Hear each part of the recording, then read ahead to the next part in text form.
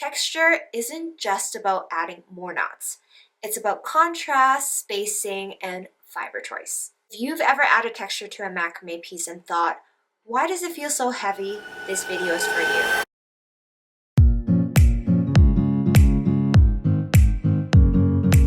Some common mistakes on why a macrame piece will turn out bulky is 1. There may be too many knot patterns layered into one section. 2. There may be the same knot repeated without any sort of variation. 3. There may be thick cord everywhere with no visual breathing room.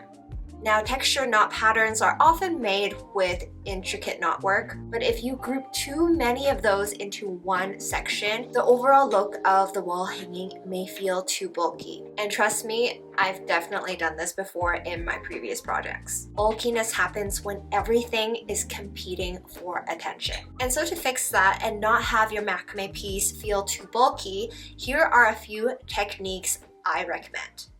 So technique number 1 is mix fibers but not thickness. So for single strand cord, it is a soft, flat-like aesthetic, so it is great if you want softness, movement, or flow within your designs. And alternatively, there's 3-ply, which is a more structured cord because of its textured aesthetic, so it gives your knots a bit more definition. To use single strand and 3-ply together, I'd recommend alternating the sections with 3-ply and single strand to have that subtle contrast. With knots that want more definition, then use 3-ply. Ones that you want more softness and flow, then use single strand. Using different types of fibers like single strand and 3-ply will give you that subtle contrast in texture without having to add much more weight to your macrame piece. And that leads us to technique number 2, where we should let the negative space do the work. So texture is found in and in between the knots themselves, but the space in between the knots is what gives it contrast. If you pack too many intricate knot patterns into one section, it's going to feel too heavy, it's going to look really busy, and it's likely going to do the opposite of what you want it to do. Very dense sections only feel intentional when it is paired with some open space.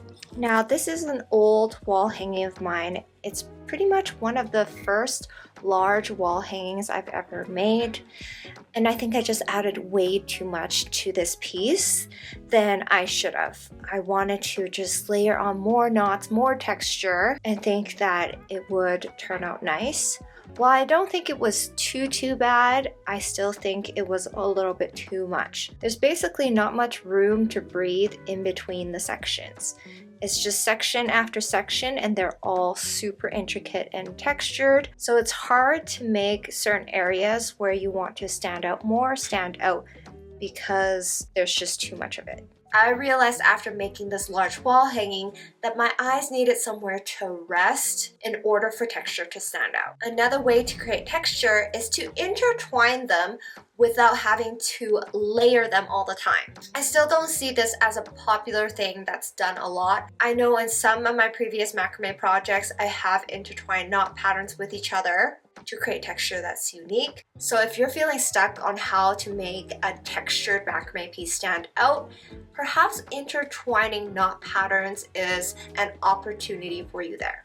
What you can do is transition knot patterns into each other, avoid hard stops in between patterns, and then let one knot flow into the next. Intertwining knot patterns like this adds texture and depth without making it feel too bulky. If you look at this intertwined wall hanging closely, you will see the softness come from the single strand knot pattern that was used. I used a slightly different color for the single strand versus the 3-ply. You don't have to do that. Because they were similar in thickness, it's only 3mm versus 4mm, so very subtle difference. I wanted to have another subtle contrast in color. You can see how this one is intertwined with each other. The slightly darker color is the sand color and that single strand cord. And then the thicker, lighter color is 3-ply. Of course, if you were to keep the whole project the same color, you would still be able to tell where the softness comes from, and that's the single strand with the soft flat-like texture, and you will know where the more structured knots come from, which is the 3-ply, because of that added textured look to it. Even though the knot patterns are intertwined, there is still enough space in between the knot patterns where it still feels light. This piece looks detailed but doesn't feel heavy, and that is intentional. If you want to practice this instead of just hearing about it, we are going into this in more depth over on the BOCHIKNOT macrame community on Patreon, where our theme this month is soft texture accents. We're working with mixed fibers, intertwined knot patterns to create subtle texture, and learning how to add texture without losing its look. If you want guided patterns and deeper breakdowns, I'll link the community in the description below. I hope you guys found this video helpful when it comes to designing your own textured macrame pieces. Let me know if you have any subtle texture techniques that I haven't mentioned in this video in the comment section below. I'd love to hear from you guys. And as always, thank you guys for watching, and I'll see you guys next time.